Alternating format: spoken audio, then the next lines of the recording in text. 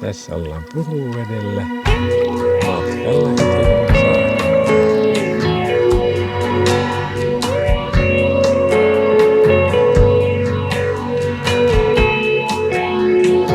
Joo.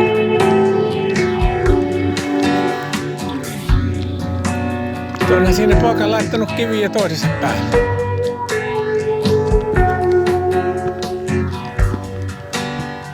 Saaren korkeimmalle kohdalle näkyy täällä tämä lampi, sisälampi tuolta.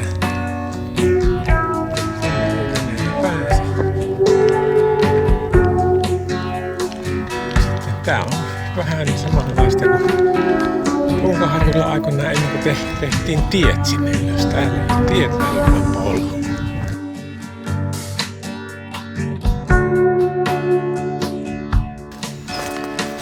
Vanhoja aatteja 100 vuotta on tässä ollut, ainakin nämä paikat. Ovet on kiinni. Salvat. Siellä sanotaan 1746 jotain esineitä tehty. Eli todella vanhaa. Siinä on Romuheisen perinnöstä juttua. Puruveden helmi. Siinä on paanusta tehtyä seinää. Hienon näköistä. Kerta kaikkiaan hienon näköistä. Siinä nähdään, että asioita voi tehdä monella tavalla. Siellä on ollut peräti Jussikin, mutta lienee tällä hetkellä lukossa. Eli täällä ei ole Jussia käytössä. Tahki joltakin käteen. Paikat on lukossa.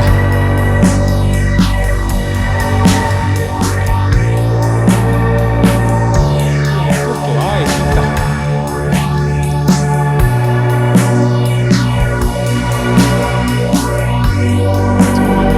Uuden jalustan uudet siivet. Että se ei ole kovin tuulenkäyvällä paikka. Siihen on laitettu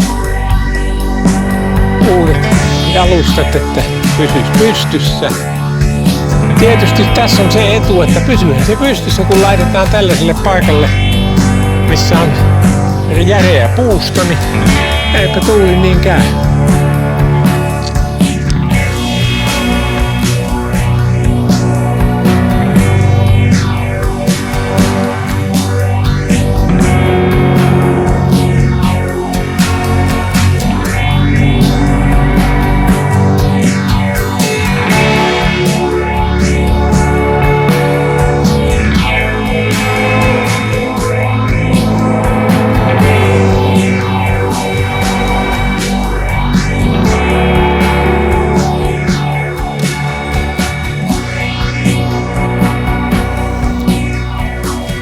Tällainen raito. Siihen passaa tulla isommallakin paatilla.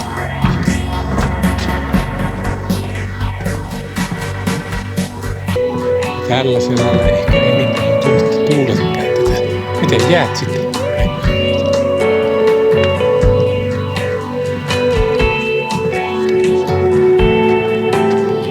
Usio käyttää sadekatuksena ja lepopaikkana. Palvelee, se on varmaan keskimoottorinäyttö.